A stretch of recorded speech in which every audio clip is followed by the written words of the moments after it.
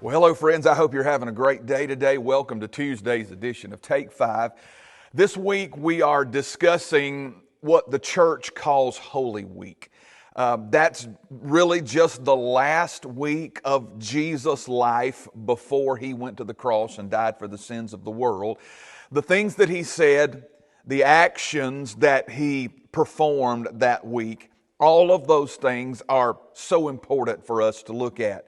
You know, if I just had only a few days to live, and I knew exactly when I was going to die, then I would spend my time saying and communicating what I think would be the most important things to my family and friends. I would say the things that I wanted them to remember. I would say and do the things that I wanted to live on after me, maybe even the things that I wanted them to do after I was gone. And that's exactly what Jesus did. Every day, Monday through Friday, up until the time that he was crucified, has eternal significance.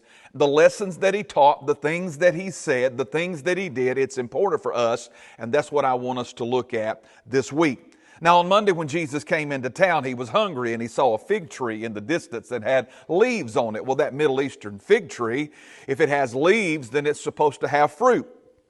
He journeyed over to the fig tree and he began to part the leaves and move them around, and there was no fruit on that. And Jesus used this as an opportunity to teach the disciples something about that Jewish religious system that they lived in and around.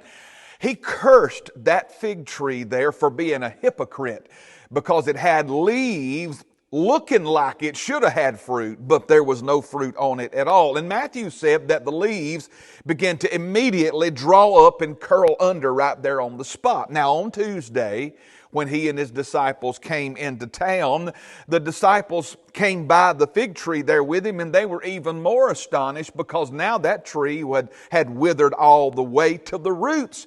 And this was the lesson that Jesus wanted these future evangelists and missionaries and Christians and church workers to learn as he was preparing to go to the cross. That fruitless fig tree was a picture of the Jews' religious system, and primarily its leaders, the scribes and Pharisees. He was just telling them it's all leaves. It looks the part, but there's no fruit on it. This was the lesson he wanted them to learn, not to be like these guys.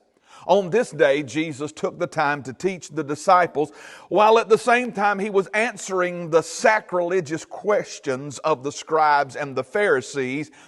In this intercourse that he was having with them, he warned his followers of their deception, and he rebuked these hypocritical leaders right to their face, and he issued 7 woes to them that I think we need to look at. The 7 woes of that fruitless fig tree was just a lesson that Jesus wanted his disciples to know, that to make sure that they did not do after he was gone. So let's look at these 7 woes real quick. Number 1, he told the scribes and Pharisees that they shut up the kingdom of heaven by teaching false doctrine concerning the Messiah and by binding people to observing powerless traditions. Isn't that what we do a lot of in the church today? We follow traditions that are not biblical and they're so powerless. He says they wouldn't enter in the kingdom, and they would do everything in their power to prevent others from entering in as well, because they were more concerned about their traditions than they were the kingdom of God. Let's don't be like these fruitless Pharisees. Number 2, he said they would travel across land and sea to make one proselyte. They spared no effort or expense in making these converts, but they weren't converting them to Judaism. They were converting them to their violent cause against Christ. They didn't care about converting people to religion. They were more interested in converting people that would agree with them and their traditions. And again, Jesus says, don't let my future church be like this. Don't be like these fruitless Pharisees. Number 3, he said the scribes and the Pharisees valued their temple and what it looked like more than what it represented. They actually valued the gold that the temple was made out of more than the temple itself. They valued the gifts, their offerings that they put on the altar more than the altar. They were too self-righteous to realize that the temple is what gave the gold the value, and the altar is what gave the gifts they were putting on it its value. They valued material things more than God. They valued the church service and the church building more than they did Christ. And again, Jesus was saying, guys, don't let the future church be like this. The fourth woe, Jesus said that these scribes and Pharisees tithe on every little thing, and they should do that.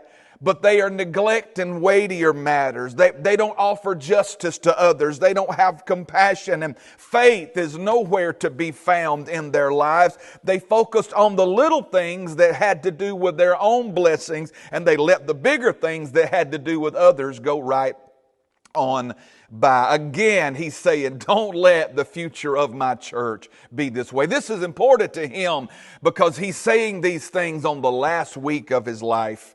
Number 5, he said the scribes and Pharisees focused on making their lives look clean on the outside, like that fig tree, but they never cleaned them on the inside. They look holy to others, but on the inside, they just were not clean. The filth of sin still existed in them. And Jesus said if they would just wash the inside, then the outside would follow suit. Again, he says to his disciples, don't let my church be this way. The sixth woe, he said the scribes and Pharisees worked really hard to look religious and righteous and spiritually alive to others, but on the inside they were actually dead. There was no life in them at all. It reminds me of what he said in Revelation 3 to the church at Sardis when he said, I know your works and you have a name that says you're alive, but I'm telling you on the inside you're actually dead. And the seventh woe, he said that the scribes and Pharisees tried very hard to look holy by decorating the tomb of the prophets and saying that if we would have been alive during that Old Testament time, we would not have mistreated and killed these men like our ancestors did. We would never have done that. But the problem was they were actually witnesses against themselves because they had already agreed to the beheading of John the Baptist, and they were trying to kill Jesus at that very moment. Jesus says, please, please don't let my future church look like this.